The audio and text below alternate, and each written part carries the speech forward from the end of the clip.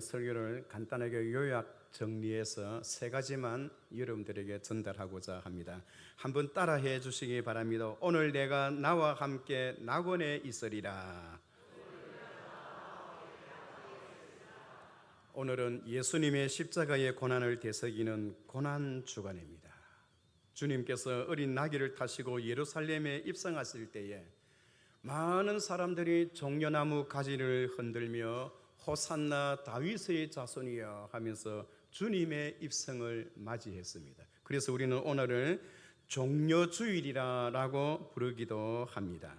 특별히 예수님께서 십자가에 못 박히시는 그 언덕은 해골의 골짜기라 하여 골고다 혹은 갈보리 언덕이라 그렇게 표현합니다. 이것은 히브리어와 또한 그리스어로 같은 의미입니다마는 이 부분은 그 골짜기 자체가 해골처럼 생겼다고 해서 해골의 골짜기라.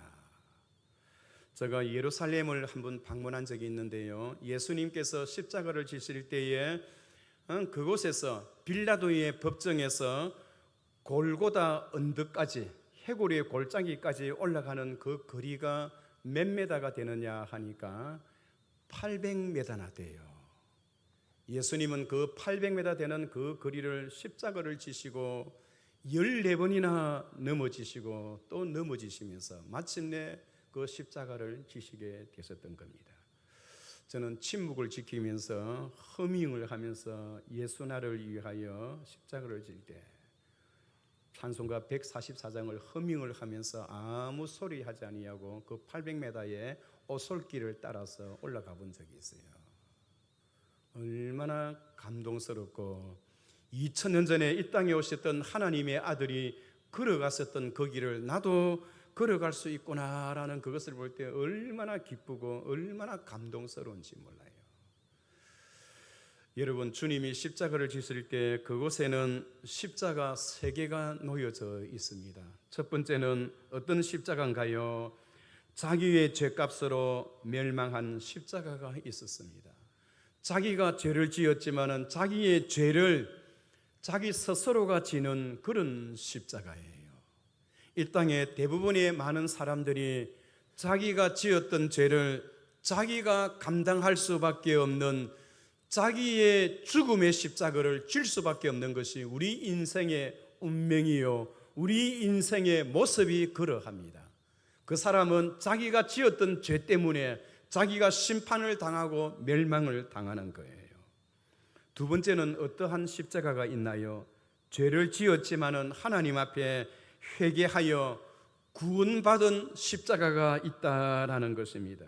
오늘 본문에 보면 내가 동일한 정죄를 받고서도 하나님을 두려워하지 아니하느냐, 우리는 우리의 행한 일로 상당한 보응을 받는 것이니 이에 당연하거니와 이 사람의 행한 것은 옳지 않은 것이 없도다라고 하면서 한편에 있는 강도는 반대편에 있는 강도를 향하여 비판을 하고, 우리는 하나님 앞에 당연히 죽는 것이 당연하겠지만은 당신의 나라에 임했을 때에 나를 기억하소서라고 하는 회개하는 십자가의 모습인 것입니다.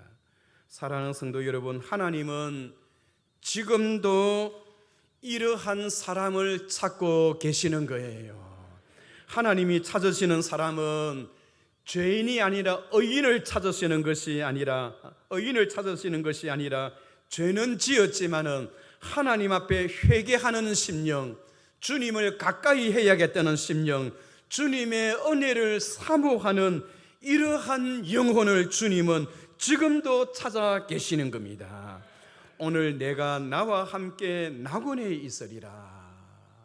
어제까지는 죄악된 속에서 살아왔는데 오늘 십자가 마지막 가는 그 인생길에서 예수님을 자세히 보니까 그분의 얼굴에는 인자함이 보였고, 어떠한 부분으로 그분을 보아도 그분에게서부터 티를 찾을 수 없었던 그러한 인상과 그런 인식을 가졌던 이 한 강도는 당신의 나라에 임할 때에 나를 기억하소서, 그 한마디 회개하는 그 소리가 오늘 내가 나와 함께 낙원에 있으리라.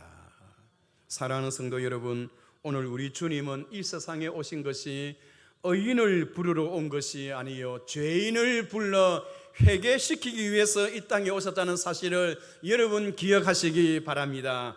하나님이 찾으시는 사람은 의인을 찾는 것이 아니라 회개하는 심령을 지금도 찾아 계신다는 겁니다. 이 고난주간을 맞이하여 하나님 앞에 마음을 비우고 주님의 은혜를 사모하는 우리 모두가 되시기를 주의 이름으로 축원합니다. 하나님은 회개하는 자에게 하나님 약속하세요. 어떤 약속을 하십니까? 오늘 너와 내가 함께 낙원에 있으리라. 주님이 약속을 해주신다는 겁니다. 주님의 약속을 받은 사람은 지옥 형벌을 만회할 수가 있어요. 하나님 앞에 멸망하지 않습니다. 주님의 약속을 붙드는 사람은 구원의 은혜와 영생의 은혜를 받을 수가 있는 거예요. 내가 진실로 진실로 너희에게 이르노니 내 말을 듣고 또 나보내신 이를 믿는 자는 영생을 얻었고 심판에 이르지 아니하나니 사망에서 생명으로 옮겼느니라. 오늘 이미 예수님을 믿고 예수님을 따르기로 작정하고 믿는 저와 여러분들에게는 이미 사망에서 생명으로 옮겨졌던 그런 축복이 저와 여러분들에게 있다는 사실을 꼭 기억하시기를 바랍니다. 사랑하는 성도 여러분, 구원이라고 하는 것은 어떤 정신적인 수양을 통해서 이루어지는 것이 아닙니다. 구원이라고 하는 것은 인간의 노력으로 이루어지는 것이 아닙니다. 구원이라고 하는 것은 인간의 선행의 공로에 의해서 주어지는 것이 아닙니다. 구원은 오직 예수 그리스도께서 내 구주가 되신다는 사실을 믿을 때에 하나님께서 주시는 구원의 은혜입니다. 하나님의 선물입니다. 그러므로 하나님이 우리에게 베풀어 주신 구원은 사람과 하나님이 서로 힘을 합해서 우리의 구원을 이끌어 가시는 것이 아니에요. 천주교에 가시면 어떻게 우리를 구원하느냐? 신인협동설이라 하여 하나님과 사람이 서로 힘을 합해서 우리의 구원을 이끌어 가신다라는 그런 내용이에요. 그것은 여러분 비성경적입니다. 3세기 4세기를 살았던 펠라기오스라는 사람은 모든 이 땅에 있는 모든 종교의 이단의 사상이 펠라기오스 사상이에요. 펠라기오스 사상이란 것은 인간의 공로를 의지하여 그 인간의 공로와 하나님의 은혜를 합해서 구원을 이루어간다라는 그러한 모든 종교의 이단 사상에 들어가 있는 이 그러한 사상이 펠라기오스 사상이에요. 알미니안주의도 역시 마찬가지입니다. 펠라기오스 사상이에요. 그러나 우리 기독교는 신인 협동설이 아니고 타력 구원설입니다. 저와 여러분들이 어떻게 구원을 받았나요? 자기 스스로 구원을 받은 것을 자력 구원설이라 해요. 불교에 가면 그런 소리를 합니다. 여러분, 우리는 우리 스스로를 절대로 구원할 수가 없어요. 왜냐 하니까 우리 자신 스스로가 하나님 앞에 전적으로 타락했기 때문에 누군가가 나를 구원시켜 주지 아니하면 우리 스스로가 우리 자신을 구원할 수 없습니다. 타력 구원설입니다. 주님께서 우리를 구원시켜 주실 때에만 가능한 것이에요. 인자에 온 것은 섬김을 받으려 함이 아니요 도리어 섬기려 하고 자기 목숨을 많은 사람의 대성물로 주려 함이니라.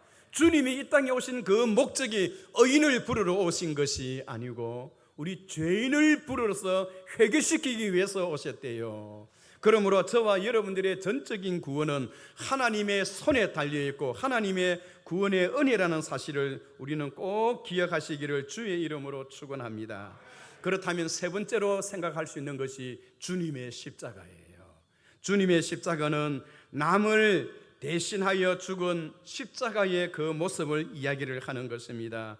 주님께서 십자가를 지셨던 사건은 갑작스럽게 이루어진 것이 아니요 이미 성경에 예언되어 있는 약속되어 있는 말씀인 줄 믿습니다.